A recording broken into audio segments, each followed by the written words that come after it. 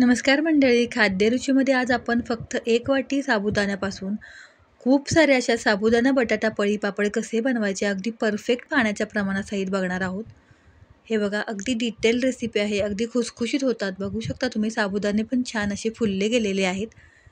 हे बघा, आणि अगदी पटकन होतात. 1 वाटी साबुदाणा इथे मी घेतलेला आहे आणि रात्रभर हा साबुदाणा आपण खिचडीला भिजवतो त्याप्रमाणे अर्धा इंच पाणी वर ठेवून भिजत ठेवायचा आहे.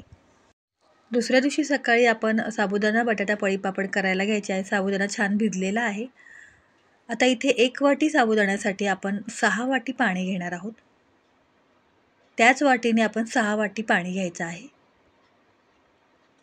हे अगदी परफेक्ट प्रमाण आहे. इथे मी 6 वाटी पाणी घेतलेलं आहे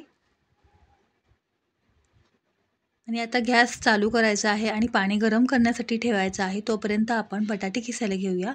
इथे 2 मोठ्या आकाराची बटाटे मी घेतलेली आहेत. साल काढून घेऊयात. हे बघा, साल काढल्यानंतर लगेचच पाण्यामध्ये घालायची आहे, जेणेकरून ती काळी पडणार नाहीत. हे बघा, साल काढून झाल्यानंतर आपल्याला ज्या खिसणीने खिसायचं आहे त्या खिसणीने आपण खिसून घ्यायची आहेत, म्हणजे मीडियम मोठ्या. आता दोन्ही बटाटे मी सोलून घेतलेली आहेत. आता आपण खिसून घेऊयात. हे बघा, मीडियम साईजच्या खिसणीने मी इथे खिसून घेणार आहेत. हे बघा, दोन्ही बटाटे आपण खिसून घेऊयात. आता 1 वाटी साबुदाण्यासाठी 2 वाटी बटाटे इथे मी घेतलेले आहेत. त्यामुळं काय होतं की आपले जे साबुदाणा बटाटा पापड्या आहेत त्या छान अशा लागतात, म्हणजे बटाटा आणि साबुदाणा असा मस्त लागतो. दोन्ही बटाटे खिसून घ्यायचे आहेत आणि 3 ते 4 पाण्यामध्ये बटाटा छान धुवून घ्यायचा आहे. म्हणजे काय होतं की आपल्या ज्या पापड्या आहेत त्या काळपट पडत नाहीत. तो बटाटा आहे तो काळपट दिसत नाही. त्यामुळे स्वच्छ 2-3 पाण्यामध्ये हा बटाटा आपण धुवून घ्यायचा आहे. हे बघा, दोन्ही बटाटे आपण खिसून घेऊयात. एक साईडला आपण पाणी गरम करण्यासाठी ठेवलं होतं, ते सुद्धा गरम झालेलं आहे. हे बघा, आता माझे दोन्ही बटाटे खिसून झालेले आहेत. आता ते 2-3 पाण्यामध्ये मी स्वच्छ धुवून घेते. हे बघा,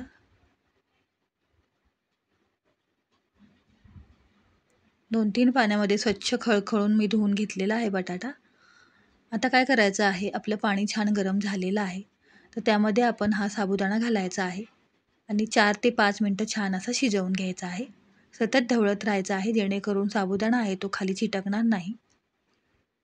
हे बघा, सतत चमच्याने आपण ढवळून घेऊया.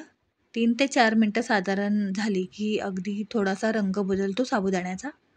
हे बघा, तुम्ही बघू शकता, अगदी हलकासा रंग बदललेला आहे साबुदाण्याचा, थोडासा ट्रान्सपरंट झालेला आहे. आता त्यामध्ये आपण हा बटाटा आहे स्वच्छ धुवून घेतलेला, तो घालायचा आहे. पण मला थोडंसं मिश्रण घट्ट वाटलं, त्यामुळे मी आणखीन 1 वाटी पाणी घातलेलं आहे. म्हणजे मला इथे 7 वाटी पाणी लागलेलं आहे. हे बघा, गरम पाणी इथे मी घातलेलं आहे.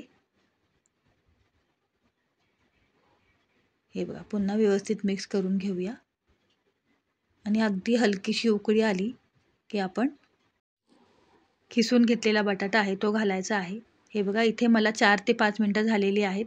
त्यानंतर मी इथे खिसून घेतलेला बटाटा घालणार आहे आणि तो सुद्धा 2 ते 3 मिनटं आणखीन शिजवून घेणार आहे. बटाटा शिजायला काय जास्त वेळ लागत नाही, त्यामुळं अगदी आता 2 ते 3 मिनटं मी बटाटासुद्धा छान शिजवून घेणार आहे. पहिल्यांदा व्यवस्थित मिक्स करून घेऊया.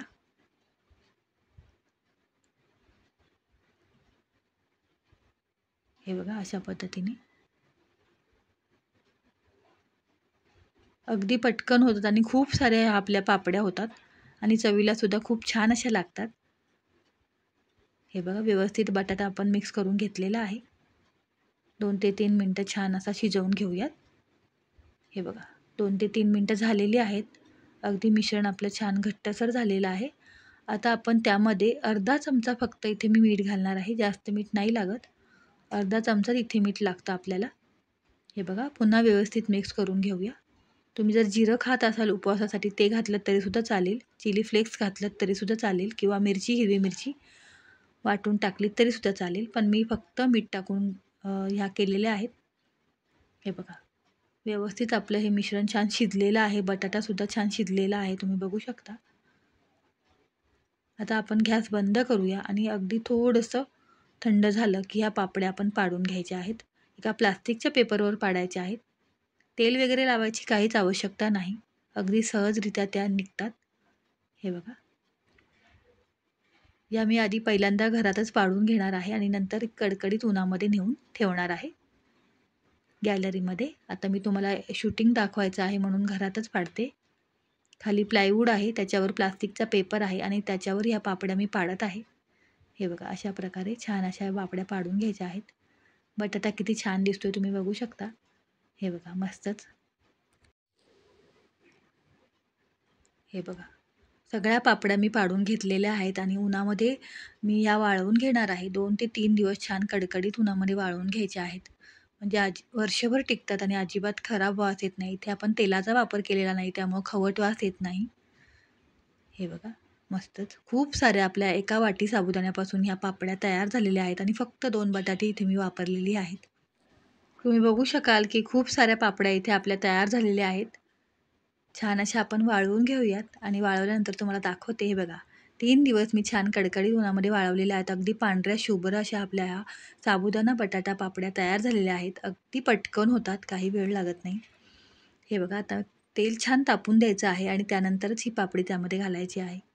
हे बघा, अगदी छान अशी फुलली जाते. तुम्ही बघू शकाल साबुदाणासुद्धा टम्म असा फुगलेला आहे. अगदी खुसखुशीत अशा या पापड्या तयार होतात. हे बघा, बटाटासुद्धा किती देखणा दिसतोय. मस्तच. आता दुसरी पापडीसुद्धा मी तळून दाखवते. हे बघा, तुम्ही बघू शकता अगदी पांढऱ्या शुभ्र आपल्या पापड्या तयार झालेल्या आहेत आणि एकदा छान अशा फुलतायत. मस्त अशी खुसखुशीत अशा आपल्या पापड्या तयार झालेल्या आहेत. हे बघा, बटाटा तर इतका छान लागतो यामधला. हे बघा, तुम्हाला पाहताना समजत असेल किती छान अशा झालेल्या आहेत. मस्तच.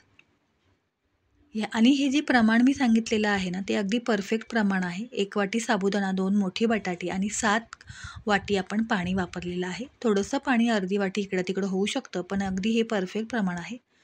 त्यामुळे या वाळवण रेसिपीजमध्ये तुम्ही ही साबुदाणा बटाटा पापडी नक्की ट्राय करा. आणि अशाच साध्या, सोप्या आणि रोजच्या रेसिपींसाठी खाद्यरुची चॅनलला लाईक करा, शेअर करा, सबस्क्राईब करा. धन्यवाद.